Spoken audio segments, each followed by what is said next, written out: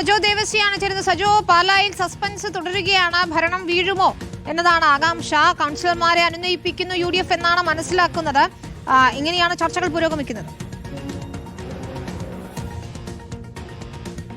വിനീത, അസാധാരണമായ ഭരണ പ്രതിസന്ധി പാലാ നഗരസഭയിൽ രൂപപ്പെട്ടിരിക്കുന്നു എന്ന കാര്യത്തിൽ തർക്കമൊന്നുമില്ല. കോൺഗ്രസ് കൗൺസിലർമാരും പുളിക്കക്കണ്ടം ഫാമിലിയുമായുള്ള തർക്കമാണ്. എന്ന് വെച്ചാൽ പുളിക്കക്കണ്ടം കുടുംബത്തിലെ 3 കൗൺസിലർമാർ, ഒരാൾ ചെയർപേഴ്സണാണ്.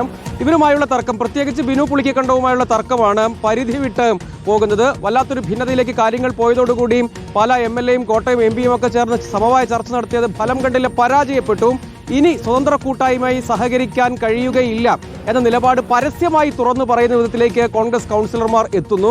അതിൽ കോൺഗ്രസിന്റെ കൗൺസിലർമാരും വിമതയായി ജയിച്ച ഒരാളും അടക്കമുള്ളവർ രേഖാമൂലം എഴുതി ഒപ്പിട്ട് UDF നേതൃത്വത്തിന്, കോൺഗ്രസ് നേതൃത്വത്തിന് നൽകിയ കത്തിൽ പറയുന്നത് ഈ ചെയർപേഴ്സണിൽ വിശ്വാസം നഷ്ടപ്പെട്ടു, ഇങ്ങനെ തുടരാൻ കഴിയുകയില്ല. പരസ്യമായി തന്നെ കോൺഗ്രസ് കൗൺസിലർമാർ പറയുകയാണ് ചെയർപേഴ്സൺ രാജിവെച്ച് പുറത്തു പോകണം, ഇവരുമായി ഇനി സഹകരിക്കാനേ കഴിയില്ല എന്ന നിലപാട് പറയുകയാണ്. അങ്ങനെ ഒരു പരസ്യ പോരായി അത് മാറുന്നു എന്നതാണ് ഇതിൽ ശ്രദ്ധേയമായ കാര്യം. കേരള കോൺഗ്രസ് M ആണ് നഗരസഭയിലെ ഏറ്റവും വലിയ ഒറ്റക്കക്ഷി. CPM 2 അംഗങ്ങൾ കൂടിയുണ്ട്. അങ്ങനെ വരുമ്പോൾ അവർക്ക് വേണമെങ്കിൽ ഭരണം പിടിച്ചെടുക്കാനുള്ള നീക്കം നടത്താൻ കഴിയും. പക്ഷെ അതിലേക്ക് തൽക്കാലം പോകുന്നില്ല എന്ന് കേരള കോൺഗ്രസ് M പറയുന്നു. തൽക്കാലം എന്ന് പറയുമ്പോൾ അവിടെ ഒരു ക്ലോസ് ഉണ്ട്. എന്ന് വെച്ചാൽ അവരെ സംബന്ധിച്ചിടത്തോളം സ്വതന്ത്ര കൂട്ടായ്മയുടെ പിന്തുണ ഏതായാലും അവർ തേടില്ല. പക്ഷെ അതല്ലാതെ അസാധാരണമായ രാഷ്ട്രീയ നാടകങ്ങൾക്ക്, കരുനീക്കങ്ങൾക്ക് പാലാ നഗരസഭ വേദിയാകാനുള്ള എല്ലാ സാധ്യതയും ഉണ്ട് എന്നത് ശ്രദ്ധേയമാണ്. അപ്പോൾ അങ്ങനെയുള്ള കാര്യങ്ങളിലേക്ക് ഇപ്പോഴില്ലെങ്കിലും അവർ അത്തരം എന്തെങ്കിലും നീക്കം നടത്തുമോ എന്നത് കാത്തിരുന്ന് കാണേണ്ടതാണ്.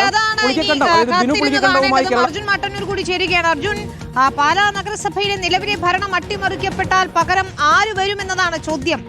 കേരള കോൺഗ്രസ് CPIM, ഒപ്പം ഈ ബിനു പുളിക്കക്കണ്ടത്തിന്റെ സ്വതന്ത്ര കൂട്ടായ്മ, അങ്ങനെ എല്ലാ കക്ഷികളും ഈ തെരഞ്ഞെടുപ്പ് ജയത്തിന് പിന്നാലെയുണ്ടായ അതേ പിരിമുറുക്കം വീണ്ടും എത്തിയിരിക്കുകയാണ് അല്ലേ? തീർച്ചയായും വിനീത, ആകെ കുഴഞ്ഞു മറിഞ്ഞിരിക്കുകയാണ് പാലാ നഗരസഭയിലെ ഭരണമെന്ന് പറയേണ്ടി വരും. 26 അംഗ നഗരസഭയിൽ 14 പേരുടെ പിന്തുണയാണ് കേവല ഭൂരിപക്ഷത്തിന് വേണ്ടിവരുന്നത്. എന്തായാലും പല സാധ്യതകളാണ് പാലായിലുള്ളത്. അതിൽ നിലവിലുള്ള പ്രശ്നങ്ങൾ പരിഹരിച്ച് മുന്നോട്ട് പോവുക എന്നുള്ളത് തന്നെയാണ്. അതായത് സ്വതന്ത്ര കൂട്ടായ്മയ്ക്ക് UDFന്റെ പിന്തുണയോടുകൂടി ഭരിക്കാൻ കഴിയും എന്നതാണ് ഒരു സാധ്യത. അത് നടന്നിട്ടില്ലെങ്കിലാണ് രണ്ടാമത്തെ സാധ്യത നമ്മൾ ചിന്തിക്കേണ്ടിയിരിക്കുന്നത്. അതിൽ LDF സ്വതന്ത്ര കൂട്ടായ്മയെ പിന്തുണക്കുന്നു എന്നുള്ളതാണ്. അത് നേരത്തെ തദ്ദേശ തെരഞ്ഞെടുപ്പ് കഴിഞ്ഞതിന് തൊട്ടു പിന്നാലെ മന്ത്രിമാരടക്കം ഇടപെട്ടുകൊണ്ട് ഈ സ്വതന്ത്ര കൂട്ടായ്മയെ ചർച്ച നടത്തിയിരുന്നു. പക്ഷേ ആ ചർച്ചകൾക്കിടെയാണ് സ്വതന്ത്ര കൂട്ടായ്മ UDFന്റെ പിന്തുണ സ്വീകരിച്ചുകൊണ്ട് ഭരണത്തിലേറിയത്. അതുകൊണ്ട് തന്നെ ഇനി നിയമസഭാ തിരഞ്ഞെടുപ്പും കഴിഞ്ഞു. അത്തരത്തിൽ സ്വതന്ത്രന്മാരെ പിന്തുണച്ചുകൊണ്ട് കൂടുതൽ വഷളാക്കേണ്ട എന്നതാണ് ഇപ്പോൾ LDFന്റെ തീരുമാനം. അതുകൊണ്ട് തന്നെ അത്തരമൊരു സാധ്യതയിലേക്ക് പോകാനുള്ള സാഹചര്യം നിലവിലില്ല.